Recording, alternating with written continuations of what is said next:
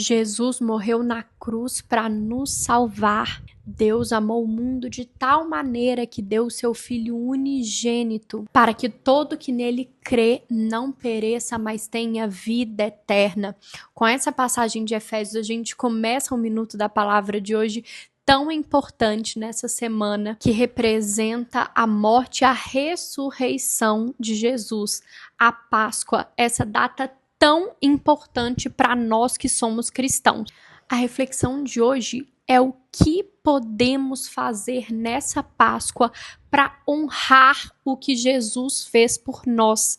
Ele que era sem pecado se entregou por nós, pecadores, para que sejamos salvos. Jesus afirma inúmeras vezes através dos evangelhos que teremos nossos pecados perdoados, mas tem um ponto aí, que é quando perdoarmos também aqueles que erraram com a gente. Eu sei que isso pode parecer muito difícil, mas escuta essa explicação até o final. Quando Jesus está nas montanhas e o pedem para nos ensinar a rezar e eles nos ensinam a oração do Pai Nosso, ele fala: perdoai as nossas ofensas, assim como perdoamos aqueles que nos ofenderam. E aí, no final, depois que ele termina de ensinar a oração do Pai Nosso, ele reforça essa parte. Porque aquele que perdoa os pecados terão seus pecados perdoados pelo nosso Pai que está no céu, mas aqueles que não perdoarem não terão seus pecados perdoados. E isso se repete em inúmeras passagens. Jesus é morto na cruz, mas ele ressuscita no terceiro dia. E quando ele chega aos seus discípulos, ele diz: recebei o Espírito Santo. Aqueles que perdoarem os pecados serão perdoados, e aqueles que o retiverem, também os seus pecados serão retidos. Então, gente, ele fala antes de sua morte, ele ressuscita, aparece para os seus discípulos, eles recebem o Espírito Santo e Jesus reafirma essa passagem, esse ponto que é tão importante. E o que eu queria chamar a atenção para aqui, que eles recebem o Espírito Santo, depois são reafirmados isso sobre o perdão. Então, às vezes, perdoar uma pessoa, principalmente diante de um erro grave, vai exigir uma força que vai além das nossas limitações humanas. Mas a gente precisa ter nessa Páscoa o entendimento de que Jesus morreu por nós, para que nossos pecados fossem perdoados, e ele pede antes de sua morte e depois de sua ressurreição que perdoemos também aqueles que erram conosco. A gente precisa entender o peso disso. Jesus deu a vida por nós. Mais importante que estar nas celebrações de Páscoa, levar a palavra, é nos esforçarmos de coração, de corpo e alma e pedir a ajuda do Espírito Santo que Jesus nos entregou. Então, se tem algum pecado, alguém que errou com você, alguém que você guarda ainda uma mágoa no coração que não consegue perdoar, peça ao Espírito Santo, clame para que o Senhor te ajude a perdoar, para que tire do seu coração. Às vezes a gente julga o outro, fala: nossa, mas isso é tão grave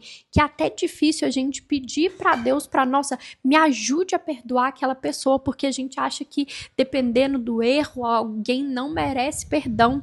Mas Jesus se entregou pelas pessoas que os condenaram, ele pediu a Deus que as perdoassem. Então, eu não vou falar que o perdão é uma coisa natural. Alguém errou com você, só esquece, passa e pronto. Não, mas a gente tem que entender o peso disso e a importância que o Senhor dá para isso. Não só nessa Páscoa, mas sempre que for estar em oração. Se tiver alguém em que você precisa perdoar, peça ajuda ao Espírito Santo. Entenda o quanto isso é importante e reforçado por Jesus. Honre a Deus com todos os seus recursos, mas temos que lembrar sempre que ele fala: eu quero a misericórdia. O importante é a misericórdia, não o sacrifício. Se a gente entende a importância do perdão e o quanto Jesus sofreu para que fôssemos perdoados.